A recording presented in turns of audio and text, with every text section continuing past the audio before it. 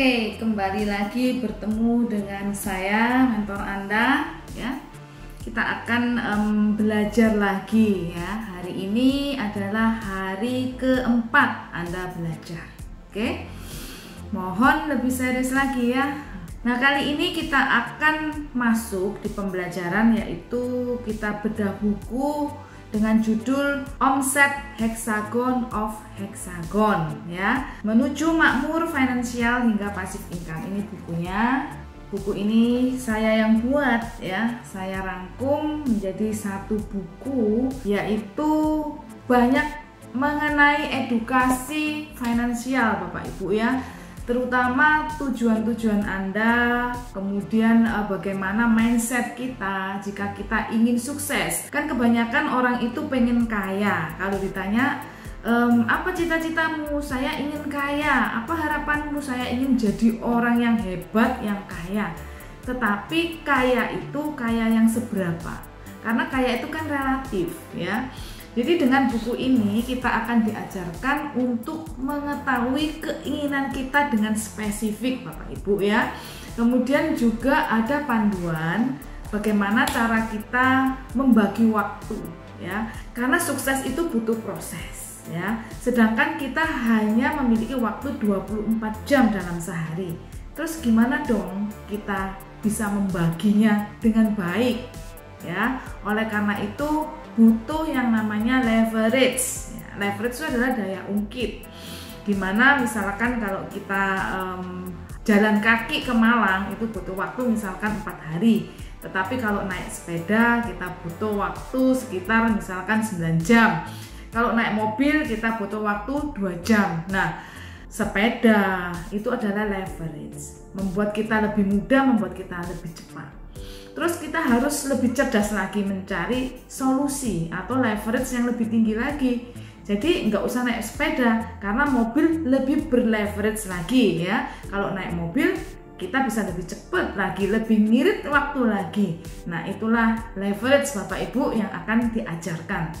Selain itu di buku ini juga kita bisa untuk meneliti ya di mana posisi kita sebenarnya, karena ada beberapa step, beberapa tingkatan perekonomian bagi seseorang Bapak Ibu ya. Ada yang masih di step paling bawah, kemudian ada step kedua, ketiga, keempat. Nah, kita mau tahu posisi kita ada di mana, seperti itu. Kemudian juga akan diajarkan bagaimana kita memilih bisnis-bisnis yang berleverage itu. Jadi berbagai macam pilihan bisnis-bisnis yang bisa Bapak Ibu lakukan ketika Bapak Ibu dalam kondisi bingung, aku harus bisnis apa nih? Nah, ada pilihan-pilihannya. Oke, untuk lebih jelasnya saya akan bacakan apa isi buku ini ya. Yang pertama adalah pendahuluan, kemudian hari ini saya sudah passive income, kemudian saya ingin kaya, tahu jelas tujuan Anda, kemakmuran adalah sebuah pola pikir, kita hanya mempunyai modal 24 jam, kemudian omset hexagon 1, leverage, undang-undang kemakmuran, kemudian sistem hexagon 2, membangun sistem, posisi keuangan hexagon 3, kebutuhan vs keinginan, keuangan keluarga sedang sulit, the power of focus ya, kemudian mencari peluang dalam peluang, pundi penghasilan hexagon keempat, investasi emas, diversifikasi, makmur keuangan. Kemudian hexagon 5, sikap atau psikologi, kemudian kemakmuran passive income tanpa batas, kemudian hexagon 6, start ya. Dan yang terakhir adalah tentang pengarah.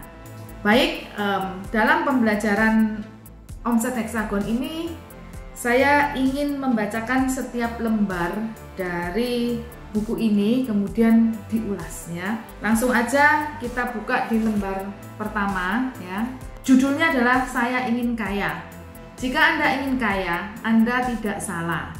Tetapi kaya yang seperti apa? Ya, jadi Anda harus tahu gitu.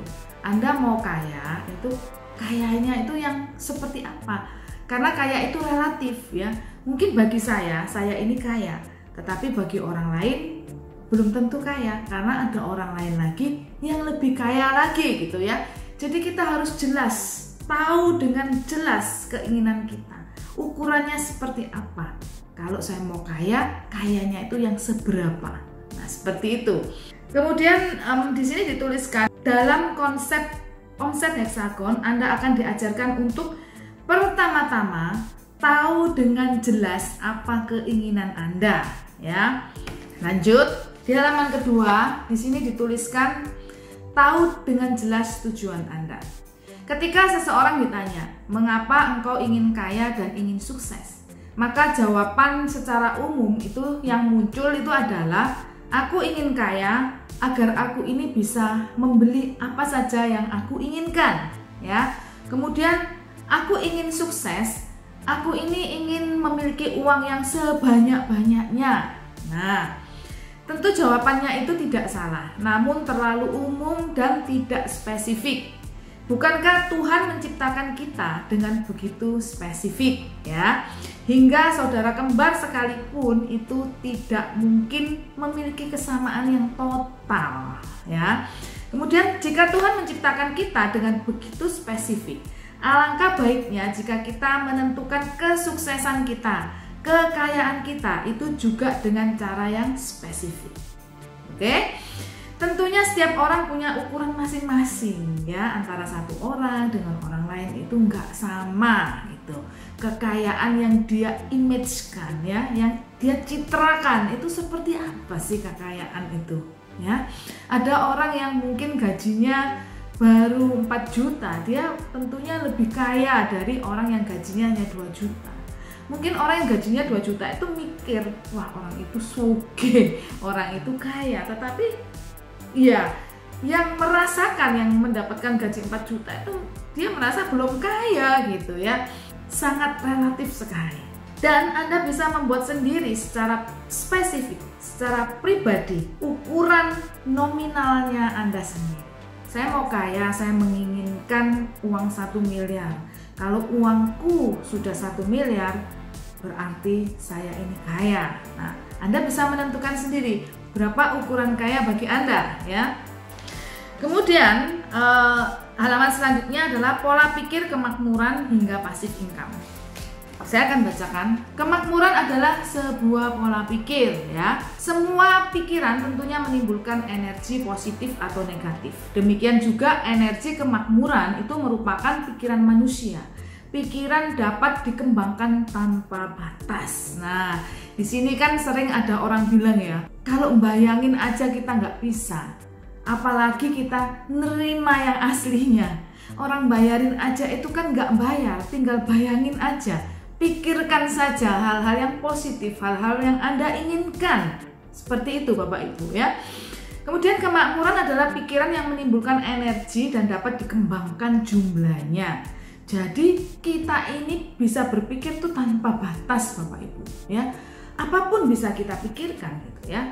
Kalau dalam dunia real ya, bukan dunia pikiran ya, itu semua kan ada batasnya, ya kan?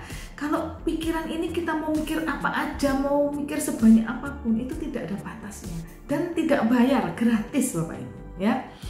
Kebanyakan orang itu menyia-nyiakan waktu dengan melipat gandakan pikiran miskin dan hal negatif. Nah, ini yang paling utama gitu ya. Kita harus mikir apa yang positif, kita harus mikir impian-impian kita yang baik. Tetapi banyak orang membuang waktunya untuk memikirkan hal-hal sebenarnya yang sangat ribet, yang tidak penting, yang negatif, dan memikirkan pemikiran-pemikiran miskin seperti itu ya. Jadi ada pikiran kaya, ada juga pikiran miskin Bapak Ibu. Pikiran tak mampu, pikiran sedih, pikiran putus asa melalui pikirannya dan diwujudkan dengan kata-kata negatif yang mereka ucapkan. Pikiran mempengaruhi perasaan dan kata-kata yang diucapkan. Sekarang belajarlah mengembangkan pikiran makmur, pikiran sejahtera secara sadar dengan mengubah kebiasaan berpikir kita, berkata-kata kita yang Anda terapkan selama ini, sehingga apa yang Anda pikirkan itu bisa tercipta dalam perasaan Anda. Kalau Anda sudah mempunyai pola pikir kaya, perasaan yang kaya, otomatis itu akan berlaku juga pada segala tindakan-tindakan Anda, Pak Ibu ya. Kalau orang pikirannya kaya, ini sebagai contoh aja, dia pergi ke mall, dia masuk ke toiletnya, kemudian dia lihat sabun, dia lihat tisu, karena dia punya pikiran yang kaya, Bapak Ibu ya. Orang kaya kan mampu ya untuk beli sabun, untuk beli tisu, maka dia ambil secukupnya, dia pakai. Tetapi ada banyak orang, sekalipun dia kaya, sekalipun dia memiliki ukuran ya termasuk banyak uang, dia mampu untuk membeli tisu, membeli sabun, tetapi dia memiliki pikiran yang miskin. Dia masuk ke toilet, kemudian dia lihat tisu banyak, dia kepingin, dia ambil tisunya, yang masukin di tasnya, kemudian dia juga bawa itu botol kecil, dia ambil sabunnya. Nah, itu adalah pikiran-pikiran miskin. Itu hanya sebagai contoh saja bahwa orang yang memiliki pikiran miskin belum tentu nggak punya duit loh. Tetapi ya duitnya segitu-gitu aja, Bapak Ibu, nggak bisa berkembang karena pikiran itu mempengaruhi tindakan kita, Bapak Ibu ya. Orang yang pikirannya miskin, dia bukan hemat, tetapi dia pelit. Dia nggak mau bantu orang lain karena dia takut nanti uangnya habis, karena pikirannya adalah pikiran yang miskin. Nah, ini sebagai contoh. Oke, lanjut. Malu-malu kucing dengan uang. Merasa sungkan atau gengsi jika ada yang mentraktir makan, memberi hadiah atau memberi uang ya. Ada orang yang malu-malu kucing terhadap uang. Jadi kalau ada orang yang mau traktir, ayo, yuk saya traktir ya, nggak usah, dia malu gitu, dia menolak rezeki gitu, dia menolak uang itu. Sebetulnya itu kan berkah ya Bapak Ibu ya. Oke, saya lanjutkan. Ini artinya Anda menolak uang, ubah sikap Anda dan ucapkan terima kasih ya. Jadi dengan senang hati, terima kasih, seperti itu. Ini sangat menyenangkan sekali Anda bisa berkata seperti itu ya. Jadi Anda membuka diri dengan berkah itu ya. Anda membuka dengan yang namanya rezeki. Ini adalah pikiran positif ya. Sebuah pikiran kemakmuran. Dengan membiasakan menerima arus uang, maka penolakan di dalam diri kita itu akan memudar dengan sendirinya. Karena tanpa sadar ketika kita sering menolak rezeki, kita sering menolak hal-hal yang positif yang didasarkan dari saya sungkan, saya malu ya. Tanpa kita sadari, itu akan lambat laun menjadi satu pola ya, pola hidup bawah sadar kita, dimana kita selalu ketemu hal-hal yang buruk ya. Iya, karena apa yang kita pikirkan itu akan berpengaruh. Kita menolak segala sesuatu yang baik, rezeki, akhirnya kita ketemunya apes melulu gitu ya. Tiba-tiba kesandung gitu ya, kuku kita copot gitu, kemudian kita akhirnya harus ke dokter ngeluarin duit gitu ya. Tiba-tiba kok HP-nya hilang gitu ya, tanpa kita sadari gitu ya. Ya nggak hati-hati sih ya, tapi kayaknya udah hati-hati, tetapi kenapa hari itu apes banget gitu, HP hilang dan aku harus beli HP lagi, ngeluarin duit lagi gitu, karena Anda malu-malu kucing dengan yang namanya berkah, seperti itu ya. Kemudian jangan menolak uang, buang kebiasaan itu mulai sekarang juga ya. Bersikap peminta. Hemat itu berbeda dengan pelit. Hemat adalah menyayangi uang Anda untuk hal sia-sia ya, untuk hal sia-sia Bapak Ibu ya. Jadi beda dengan pelit. Kalau pelit itu ya untuk kebutuhan yang benar-benar diperlukan pun dia nggak mau ngeluarin duit. Kenapa? Karena dalam konsep berpikirnya dia takut kehabisan uang ya. Sedangkan pelit adalah rasa khawatir kekurangan, karena ada pikiran bahwa mencari uang itu susah. Nah, ini harus dibuang, pikiran cari uang itu susah. Anda harus punya pikiran kebalikannya. Peluang itu banyak, cari uang itu tidak susah, asal saya mau berusaha. Nah, seperti itu.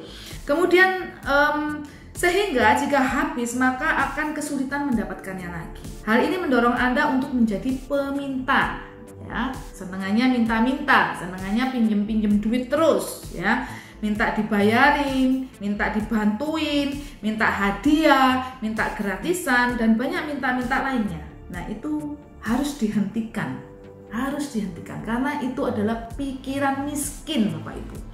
Karena tanpa sadar Anda telah menebar keyakinan yang salah pada pikiran Anda. Lebih baik mentraktir daripada bersikap peminta ya. Jadi kalau kita diem-diem, kita ditraktir orang, Kita nggak perlu harus minta, traktir dong, jangan seperti itu. Kalau kita diem, rezeki datang, kita jangan tolak, karena itu berkah. Tetapi kalau dikit-dikit kita minta, ya, kita pergi dengan teman, kemudian bayarin dong, seperti itu. Kita ngutang, kita lupa bayar, dan lain sebagainya. Nah, itu didikan yang tidak bagus buat pikiran Anda. Sikap seperti itu akan bercokol sangat kuat di dalam diri kita, dan itu akan mempengaruhi sekali lagi tindakan-tindakan kita serta keputusan-keputusan kita.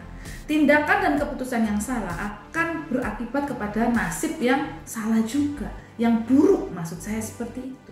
Kemudian di halaman yang ke-6, catatlah bukti-bukti kemakmuran Anda. Siapkan sebuah buku catatan dan catatlah kemakmuran yang Anda dapatkan. Ini merupakan cara untuk membantu Anda mengenali dan mengakui kemakmuran itu, dan bukti bahwa kemakmuran itu memang ada dan sudah ada di dalam kehidupan Anda. Nah, ini untuk memotivasi Anda, ya, untuk memberi vitamin pada pikiran Anda yang mungkin sudah semakin melemah karena kondisi Anda saat ini, ya.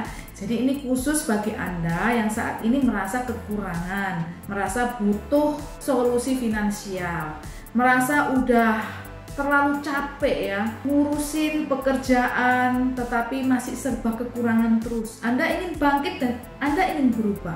Mungkin Anda saat ini dalam kondisi drop, dalam kondisi pikiran yang sangat lemah gitu ya. Udah nggak percaya dengan siapa-siapa lagi gitu ya. Nah, dengan Anda mencatat bukti-bukti kemakmuran Anda, maka itu akan merubah, memberikan satu kesegaran tersendiri dalam jiwa Anda, ya, sehingga Anda bisa tahu dengan jelas ternyata ada begitu banyak hal yang baik yang sebenarnya ada pada diri saya, ya. Jadi fokuskan kepada hal-hal yang positif, jangan kepada hal yang negatif, Bapak Ibu. Oke, contohnya adalah ini ya. Jadi dibikin Anda bikin aja catatan, ambil buku, kemudian Anda tulis sumber kemakmuran Anda, kemudian langkah kemakmuran, seperti itu. Kalau sumber kemakmuran, apa saja hal-hal baik yang sudah Anda terima dari seseorang, ya, apa aja. Mungkin 1 bulan ini Anda mendapatkan rezeki, diberi orang apapun lah, diberi edukasi gratis seperti saat ini. Bukankah ini merupakan sebuah rezeki, merupakan sebuah sumber kemakmuran, merupakan sebuah berkah? Nah, ini perlu Anda catat. Apapun, mungkin Anda dikirimin oleh saudara dekat makanan atau apapun lah, hal-hal yang baik gitu ya, sumber kemakmuran, dan ini harus dikembangkan terus-menerus dalam diri Anda. Ucapkan syukur, Bapak. Kemudian apa aja yang sudah Anda berikan kepada orang lain? Kebaikan-kebaikan apa? Apa yang sudah Anda lakukan untuk membantu orang lain, Bapak? Itu catat ya. Kemudian ada quotes-nya, setiap orang memiliki kemakmuran yang ada pada diri mereka. Belajarlah melihat dari hal yang terkecil, kemudian rasakan, kemudian rayakan, kemudian syukurilah. Merayakan bukan berarti harus berpesta ria, ya. Anda rasakan dan berbahagialah. Rayakan dengan hati Anda, berbahagialah. Kemudian bersyukur. Bersyukur itu dengan cara Anda melihat bahwa hal ini baik dan masih ada banyak orang lain yang mengalami hal yang lebih buruk. Yang selama ini mungkin Anda mengira Anda ini mengalami hal yang buruk, tetapi ada orang lain lagi yang lebih buruk yang mengalami, dan Anda patut untuk bersyukur. Dan Anda harus bersyukur juga dengan apa yang sudah ada. Mungkin dalam satu sisi Anda mengalami hal yang buruk, tetapi coba lihat di sisi yang lain. Tentunya ada hal-hal baik yang Anda alami juga. Dan itulah yang patut kita syukuri, Bapak Ibu, ya. Maka kemakmuran itu akan ditambah-tambahkan pada Anda, ya. Jika Anda rasakan, Anda rayakan, dan Anda syukur, maka lambat atau cepat Anda juga akan mengalami hal-hal yang sangat positif, yaitu kemakmuran itu akan bertambah-tambah pada diri Anda, ya. Untuk selanjutnya di halaman yang ke-7 kita akan belajar hukum tarik-menarik atau yang namanya law of attraction. Hukum tarik-menarik itu tidak pernah mengenal apa yang kita pikirkan. Ini hal penting. law atau law of attraction. Dia tidak kenal apa yang Anda pikirkan itu asli atau tidak. Nah, hal ini sangat penting banget. Jadi, law of attraction itu adalah satu energi, hukum tarik-menarik, di mana satu energi positif akan menarik energi-energi positif yang lainnya, sedangkan satu energi negatif akan menarik energi-energi negatif lainnya. Ya, jadi kalau Anda berpikir hal-hal yang negatif terus, ini ada hukumnya. Hukumnya nggak bisa dilawan, Bapak Ibu, ya, karena sudah ada hukumnya, hukum alamnya seperti itu. Otomatis Anda akan mendapatkan hal-hal yang negatif terus-menerus. Tapi kalau Anda memikirkan hal-hal yang positif, maka Anda akan menarik hal-hal yang positif juga. Jadi kalau Anda ingin mendapatkan hal-hal yang baik, hal-hal yang positif, Anda ingin mendapatkan rezeki, Anda ingin mendapatkan kekayaan, nasib mujur, dan lain sebagainya, ya, kesehatan, kekuatan, kebahagiaan, kedamaian, hal-hal yang Anda inginkan, maka pikirkanlah itu. Pikirkanlah yang indah, yang manis, dan yang sedap untuk didengar, ya. Karena law of attraction ini nggak bisa membedakan ini real atau ini hanya khayalan, ya. Maka Anda harus berhati-hati dengan pikiran Anda, dengan khayalan Anda, karena ketika Anda menghayal, walaupun itu hanya khayalan, bukan realita, Anda menghayal, oh saya ini akan begini, saya akan begitu, nanti ke depannya saya takut nanti yang akan terjadi akan seperti ini, dan itu negatif, itu hanya khayalan. Anda pikirnya nggak apa-apa, kan cuma pikiran aja. Tetapi Loa itu akan menanggapi itu adalah yang terjadi yang sesungguhnya. Maka pelan atau cepat, seolah-olah Anda menciptakan kehidupan seperti pikiran Anda, dan itu akan menjadi realita. Ini bahaya banget, bahaya banget. Jadi begini Bapak Ibu, buku ini saya ciptakan untuk membantu Anda semua sebagai seorang pemula yang akan terjun di dunia trading forex, supaya Anda fondasinya ini sangat kuat. Karena trading forex bukan sekedar cuman saya belajar ilmu, saya trading. Buktinya banyak orang yang gagal loh, karena dia hanya belajar ilmunya saja. Dia tidak belajar secara psikologi, dia tidak belajar dasar-dasar psikologinya dengan benar dan tidak diperkuat Bapak Ibu, ya. Akhirnya dia lemah, akarnya nggak kuat, dan akhirnya gagal di tengah jalan. Coba Bapak Ibu lihat trader-trader yang cuma belajar setengah-setengah, yang cuma belajar ya cuma cari ilmu lah, beli ilmu ini, beli ilmu itu, banyak sekali yang gagal Bapak Ibu. Jadi mulailah dengan cara yang berbeda. Anda harus sabar, Anda harus mengikuti arahan saya sebagai mentor Anda. Belajar mulai D pertama sampai D yang terakhir harus diselesaikan dengan baik. Jangan pernah bosan, ini semua sangat bermanfaat ya bagi Anda. Tidak ada yang sia-sia pembelajaran yang saya berikan ini, ya.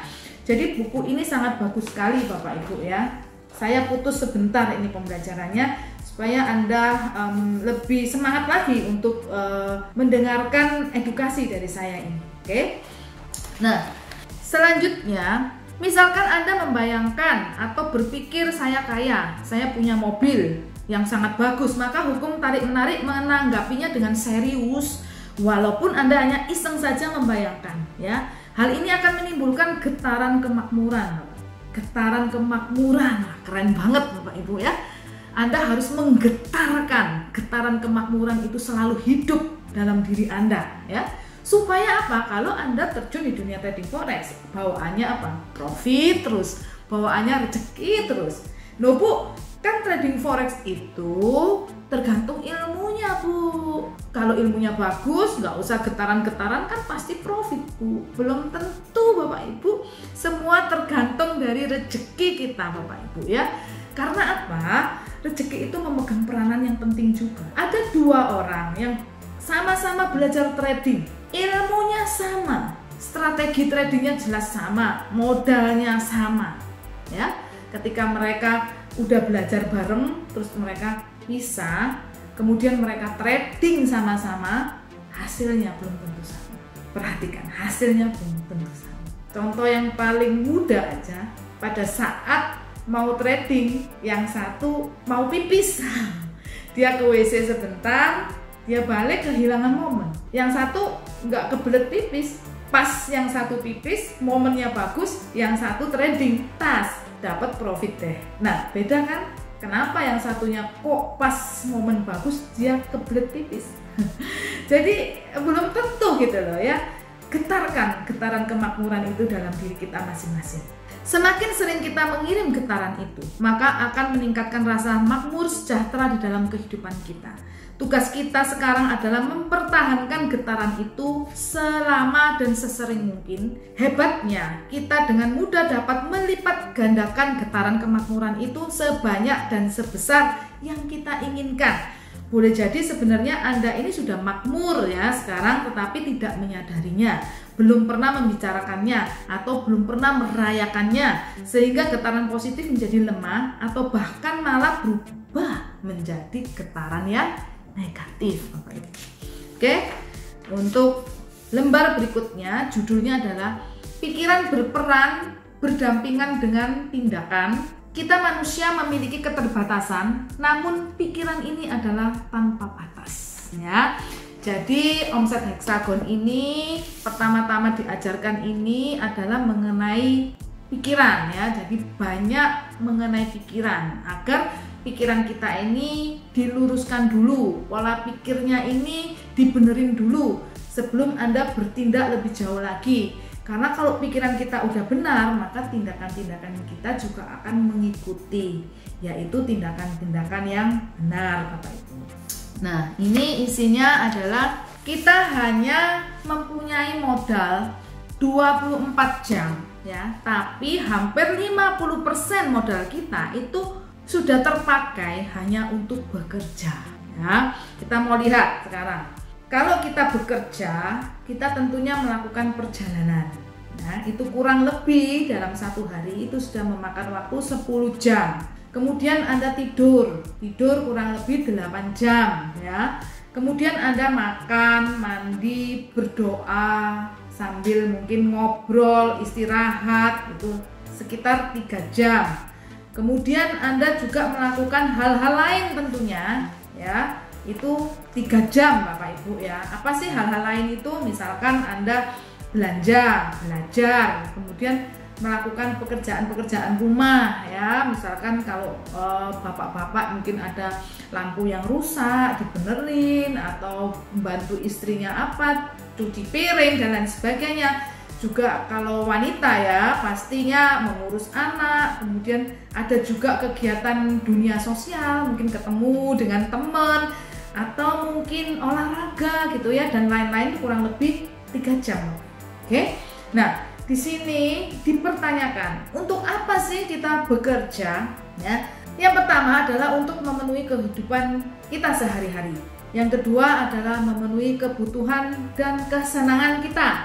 Yang ketiga adalah memenuhi kebutuhan dan kesenangan, tapi bukan yang sekarang, tapi untuk masa depan ya. Yang keempat adalah sarana untuk status dan aktualisasi diri ya. Kan pasti orang ditanya pekerjaannya apa. Kemudian kalau kita ketemu dengan teman-teman dan lain sebagainya, kalau kita nggak kerja gimana rasanya ya, pasti terhina banget kan, pengangguran kan, seperti itu ya. Bapak Ibu, waktu kita ini udah habis dan udah nggak bisa diganggu gugat lagi. Kalau sampai hal ini ada gangguan, misalnya kerjanya dikurangi waktunya, atau tidurnya dikurangi waktunya, lain-lainnya dikurangi waktunya ya. Ini kan jam-jam penting yang udah kita atur 24 jam. Maka itu akan menimbulkan satu akibat ya. Bisa jadi akibatnya stres. Misalnya dikurangi waktu tidurnya, diganti untuk kerja terus ya, pasti stres, pasti sakit. Atau kita tidur terus ya, kita nggak kerja, dibolak-balik seperti itu ya, pasti stres, rumah tangga cekcok ya, dan lain sebagainya. Nah, ini adalah akibat-akibat. Artinya gini, itu sudah sangat ngepres banget. Nah, seperti itu.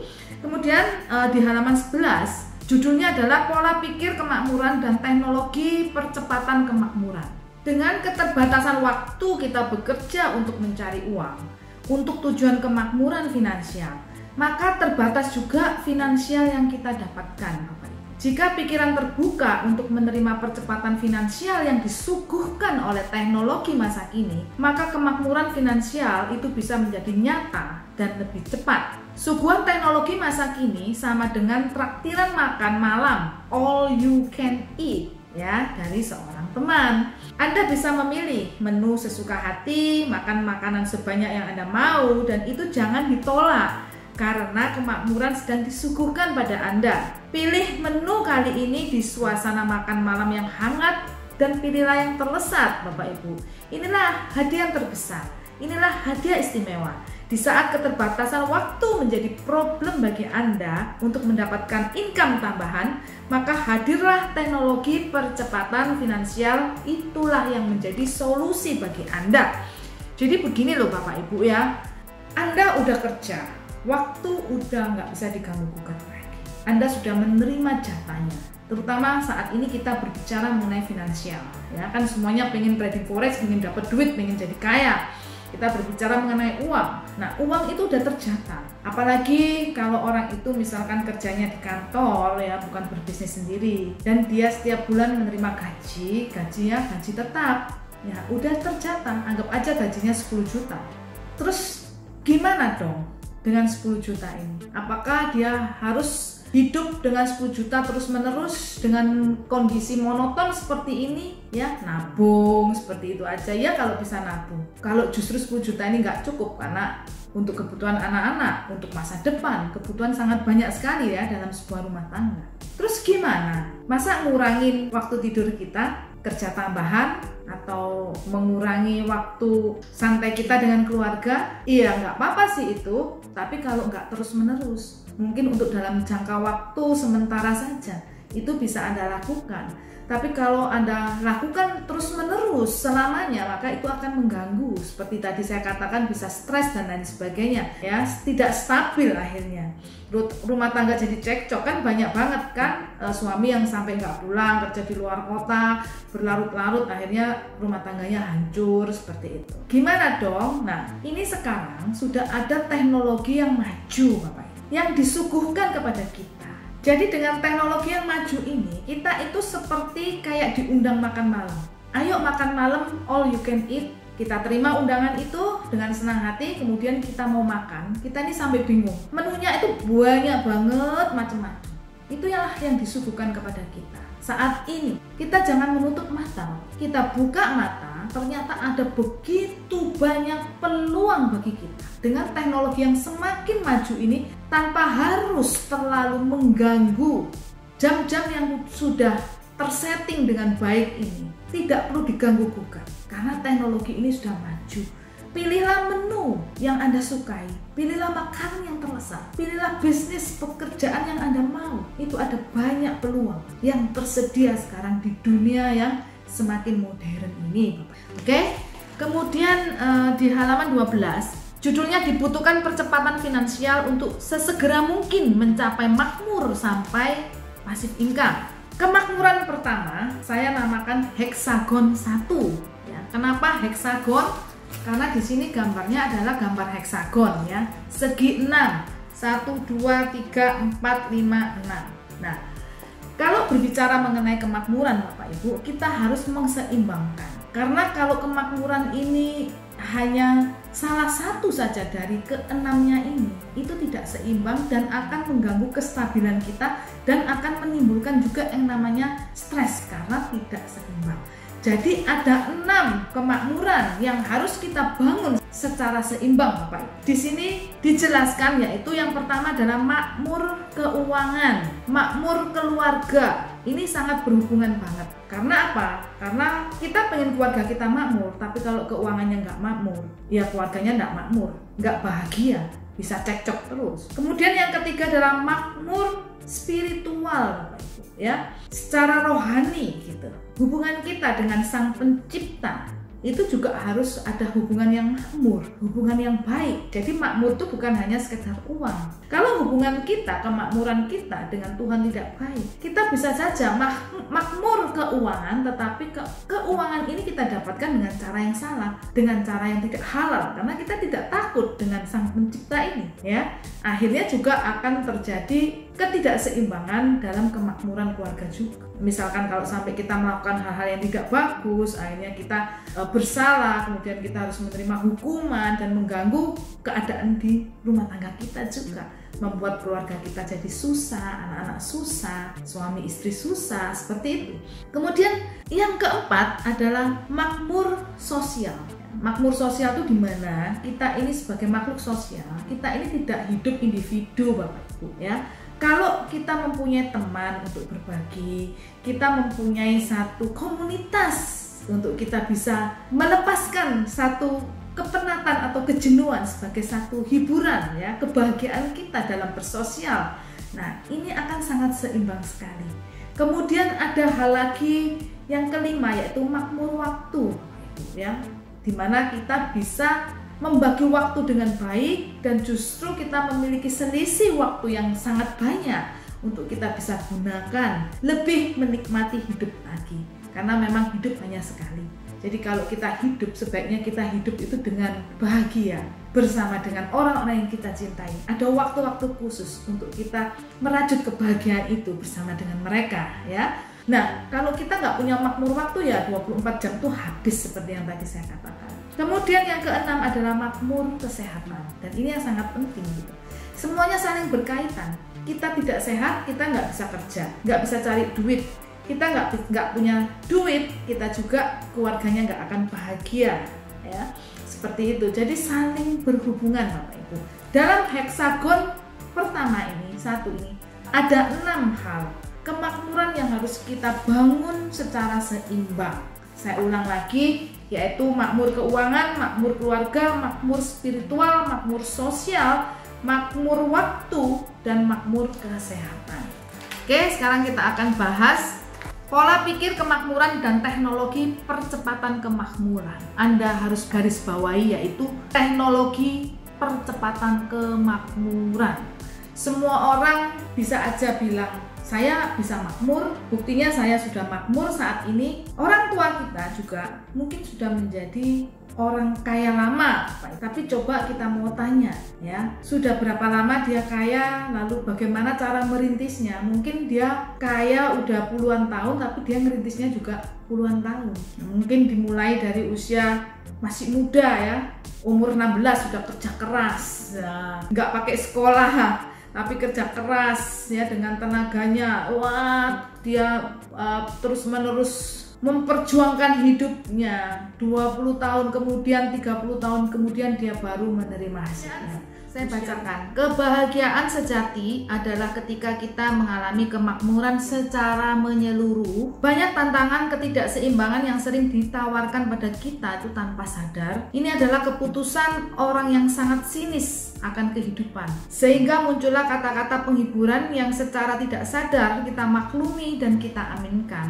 Misalkan saja kalimat, lebih baik miskin asalkan bahagia. Lebih baik hidup sederhana asalkan sehat, ya. Jadi ada kata-kata penghiburan buat mereka ini yang belum sukses, ya. Misalkan orang itu masih dalam perekonomian yang masih rendah tarafnya gitu, ya. Mereka sering mengatakan kata-kata yang lebih baik miskin tapi saya kan bahagia, lebih baik hidup saya sederhana tapi saya kan sehat. Nah, ini sering diucapkan dan menjadi satu kalimat yang seolah-olah kalimat yang sangat sopan, seolah-olah kalimat yang sangat manusiawi banget, karena kalau kita bicara mengenai kekayaan itu terlalu duniawi, seolah-olah ini sangat rohani, dan akhirnya kita maklumi, semua orang memaklumi, kita mengaminkan tanpa sadar, Bapak Ibu, ya. Nah, kemakmuran secara menyeluruh itu adalah ketika kita membangun omset heksagon dengan seimbang. Ada 6 omset heksagon, saya ulang lagi, yaitu makmur keuangan, makmur keluarga, makmur spiritual, makmur sosial, makmur waktu, dan makmur kesehatan. Sekarang saatnya membahas satu persatu, yaitu dimulai dari makmur finansial. Bapak Ibu, di pembelajaran saya pada hari kedua dan hari ketiga saya mengajarkan dan mengulas buku kosong, itu di dalamnya ada yang namanya leverage. Di sini saya juga menulis tentang leverage ya. Saya senang sekali dengan kata-kata leverage ini ya, karena dengan leverage kita itu bisa mencapai kehidupan yang lebih indah, lebih cepat, lebih murah, lebih baik, lebih irit, tetapi hasilnya luar biasa. Nah, itulah leverage. Maka selalu saya ulang-ulang dan saya ulang-ulang ya. Anda jangan bosan dengan kata-kata leverage ini. Justru Anda tanamkan dalam diri Anda, dalam pikiran Anda. Ayo kita sama-sama ucapkan ya. Saya dan Anda berbarengan. 1, 2, 3. Leverage. Sekali lagi, leverage. Dalam bahasa Indonesianya daya ungkit. Kita akan ucapkan sama-sama. Daya ungkit. Satu kali lagi. Daya ungkit. Ya, ini sangat penting banget Bapak Ibu. Daya ungkit itu adalah sebuah sistem yang memberikan kecepatan, ya, kecepatan Bapak Ibu. Gambarnya kayak gini, ini daya ungkit Bapak Ibu ya. Bapak ini nggak akan bisa angkat batu, maka dibutuhkan yang namanya leverage. Leverage ini. Dengan begini, dia bisa ngangkat batu. Ini yang disebut dengan daya ungkit.